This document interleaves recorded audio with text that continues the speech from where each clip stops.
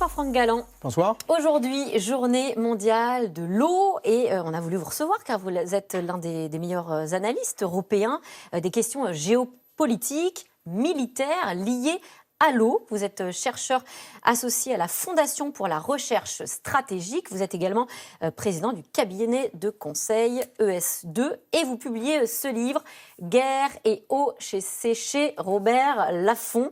L'eau, c'est le nerf de la guerre, hein. C'est ce que vous racontez très bien dans votre livre. Et on s'en rend compte dès le premier grand conflit mondial, à nos dépens d'ailleurs.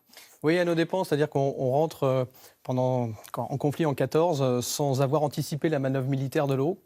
Ce qui fait que, par exemple, entre août 14 et mai 15, environ 65 000 soldats seront mis hors de service à cause de la fièvre typhoïde.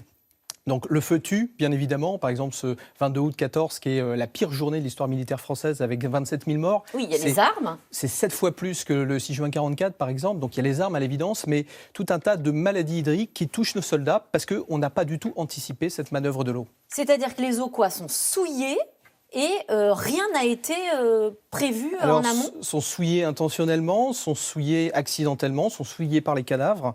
Lors des guerres de tranchées sur 1 km², vous aviez malheureusement 300, 400 cadavres humains.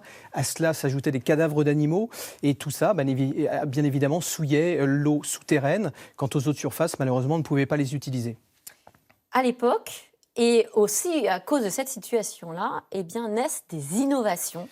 Et vous les détaillez très bien dans votre livre.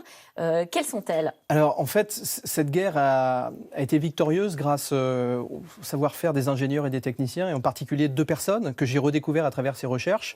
2 polytechniciens qui, à 55 ans et 56 ans en 1914, s'engagent au service de la France. Donc, elles sont sur le terrain ? Alors, ils sont sur le terrain et on leur demande effectivement de trouver des solutions en urgence à une situation qu'on n'a pas du tout anticipée. Donc, il y a la création du service des eaux des armées en mai 1915. Et puis, en pleine bataille de Verdun, alors que la situation est catastrophique, un ingénieur polytechnicien, Bruno Varilla, trouve un principe de stérilisation, d'auto-javélisation imperceptible, c'est-à-dire que... L'auto-javélisation imperceptible. Voilà, c'est son nom. Alors, elle passera dans la postérité sous le nom de verdanisation, puisqu'elle va permettre... Elle a été inventée pendant la bataille de Verdun. Pendant la bataille de Verdun, et bien après, par exemple, elle sauvera la ville de Reims en 1924 de la fièvre typhoïde, par exemple. Ça consiste en quoi ? Eh bien, ça consiste à chlorer, mais à rendre l'ajout de chlore, c'est-à-dire à diminuer la chloration de l'eau jusqu'à 90%, ce qui fait que quand vous consommez cette eau, elle est consommable. Elle n'a pas de goût de chlore. Et donc, tout va s'organiser essentiellement à partir de 1915 jusqu'à la victoire finale pour que nos forces aient de l'eau en quantité et en qualité, à la fois sur le front de l'Ouest et également sur le front de l'Est, parce que tout ce qui va se faire effectivement jusqu'aux Dardanelles, quand on regarde également ce que les Britanniques ont réussi à faire en amenant l'eau à Jérusalem, les forces britanniques rentrent à Jérusalem juste avant Noël 1917, 6 mois après, elles apportent l'eau à la population de Jérusalem, qui auront ainsi avec près de 4 siècles d'incurie ottomane. Alors, 25 ans plus tard, Seconde Guerre mondiale, est-ce que les enseignements sont tirés de cette situation ? Et est-ce que des batailles, pour le coup, sont gagnées grâce à ces anticipations ? Alors, quand l'armée française rentre au combat en 1940, oui, on a anticipé un certain nombre de choses, on a recruté des géologues militaires, mais malheureusement, le désastre de mai 40 va conduire à ne pas utiliser nos talents, nos compétences. Par contre, ce qui est très intéressant, c'est la préparation du débarquement de Normandie. À travers mes recherches, je me suis aperçu que dès août 1943, quand à la conférence de Québec, on décide de débarquer, les forces alliées décident de débarquer dans le Cotentin, sur effectivement 80 km de rivage, on anticipe la manœuvre de l'eau. Alors on l'anticipe grâce à la résistance française, grâce à des géologues de l'université de Rennes par exemple, grâce à un service de renseignement britannique très particulier qui est l'ISTD, l'Inter-Service Topographical Department, dont les bureaux, ça ne s'invente pas, seront dans un musée d'Oxford, l'Ashmolean Museum. Et tous ces hommes, toutes ces femmes vont cartographier les ressources de la Normandie, ce qui fait que quand les armées alliées débarquent, un 6 juin 44, c'est quand même 850 000 hommes, c'est 150 000 véhicules à qui il va falloir donner de l'eau. Ravitailler Sur les 48, 72 premières heures. Eh bien, tout ça est planifié, tout ça est très bien organisé. Et puis, on a anticipé également l'eau pour, on pense aux soldats, vous le disiez, hein, bon, le ravitaillement, l'autonomie pendant les 48 premières heures, mais il y a aussi, j'imagine, tous les blessés, les hôpitaux de campagne. Alors les blessés, puisque effectivement, on estime qu'il faut environ 10 litres par jour pour pouvoir combattre. 10 litres par jour. Oui. Alors ça va de 3 à 10 litres, mais 10 litres par jour. Et effectivement, un hôpital de campagne, c'est 40 litres, jusqu'à 100 litres en climat chaud pour pouvoir soigner les blessés de la Seconde Guerre mondiale. Mais encore aujourd'hui, à l'heure où nos forces sont déployées dans le cadre de l'opération Barkhane, dans la bande saharo-sahélienne.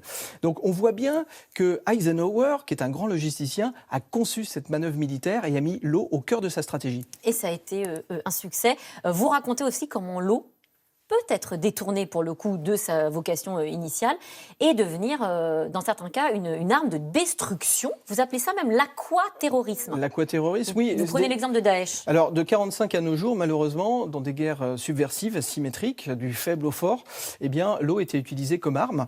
Et j'en veux pour preuve l'utilisation par Daesh de cette arme. Dès que l'armée islamique au Levant commence ses actions en Syrie, elle occupe un premier barrage, le barrage de Bass, dès 2013. Ce barrage, c'est quand même 60% de l'alimentation en eau de la Syrie. Et ça lui permet de maîtriser ensuite les populations. Vous savez, quand le colonel de Gaulle n'était pas encore connu, il a écrit un livre remarquable, le fil de l'épée. Il disait qu'il tient le haut, tient le bas. Alors, il tient le haut, tient le bas. Mais là, il pensait à l'aviation. On a vu ce que ça donnait en 1940. Mais dans le domaine hydropolitique, c'est la même chose. Qui tient les barrages, tient toute la vallée. Et Daesh l'a parfaitement compris. À tel point que de ce barrage, de premier barrage, ils en occupent un deuxième, le barrage de Tabqa, qui retient le lac Assad. Et puis derrière, c'est l'occupation du barrage Saddam, qui menace la ville de Mossoul d'un véritable tsunami urbain. Et c'est là que les forces internationales décident conjointement de bouter Daesh en dehors de l'Irak et de la Syrie. Est-ce qu'en France, il y a des risques, des menaces? Je pense à la question parce qu'on a vu en Floride, il y a quelques semaines, des cyberattaques plutôt malveillantes, enfin même complètement malveillantes sur des stations d'eau potable. Est-ce que ça pourrait arriver en France? Avec la crise sanitaire, en plus, il y a les hôpitaux. Est-ce que les questions se posent? Alors, les questions se sont posées dès le lendemain du 11 septembre 2001. Et l'État français a énormément investi cette question pour pouvoir permettre à des opérateurs métropolitains, des opérateurs en périphérie urbaine, de mieux sécuriser leurs infrastructures essentielles, que ce soit les infrastructures de stockage ou les infrastructures de production, et également une surveillance permanente du réseau. Aujourd'hui, c'est le cas. Il y a des zones sensibles. Alors, il y a toujours des zones sensibles, mais en fait, l'eau est éminemment bien protégée, mais comme le sont d'autres infrastructures, et l'eau n'est pas une menace particulière. Et on l'a vu d'ailleurs dans l'ensemble des attentats qui ont été commis sur le sol occidental, au Proche et Moyen-Orient, l'eau n'a jamais été foncièrement prise pour cible, mais un jour, malheureusement, vous savez, la folie humaine peut conduire à ce type d'acte, mais les opérateurs, dans leur responsabilité, techniciens et ingénieurs qui sont les plus professionnels possibles, essayent d'anticiper et surtout de pouvoir répondre à ce type de menaces nouvelles. Eh bien, merci Franck Galland d'avoir répondu à nos questions. Je rappelle le titre de votre ouvrage, Guerre et eau, c'est chez Robert Laffont. Tout de suite, c'est dans l'air avec Caroline Roux, une émission qui revient sur le modèle français de la gestion de l'épidémie. Tous les citoyens ne connaissent pas le même sort. Mesures de restriction pour un tiers de la population et relâchement des contraintes pour les autres. C'est dans l'air est intitulé ce soir, le confinement à la française. Bonne émission à vous.